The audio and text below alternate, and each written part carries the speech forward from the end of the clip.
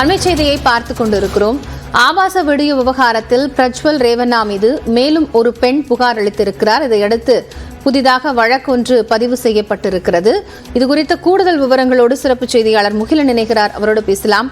முகிலன், இப்போ மேலும் ஒரு வழக்கு என்பது பதியப்பட்டிருக்கிறது, பின்னணி என்ன? காயத்ரி, ஏற்கனவே பிரஜ்வல் ரேவண்ணா மீது ஒரு வழக்கு பதியப்பட்டிருந்தது. அதைத் தொடர்ந்து தற்போது மேலும் இன்னொரு பெண்மணி வழங்கிய அந்த புகாரின் பேரில் இன்னொரு வழக்கு பதிவு செய்யப்பட்டிருப்பதாக தற்போது கர்நாடக அமைச்சர் பரமேஸ்வர் தற்போது தெரிவித்திருக்கிறார். அதே போல ஏற்கனவே அவர்களுக்கு அந்த சிறப்பு புலனாய்வு குழுவில் ஆஜராகி அந்த விசாரணைக்கு ஆஜராக வேண்டும் என்றும் ஏற்கனவே தெரிவிக்கப்பட்டிருந்தது.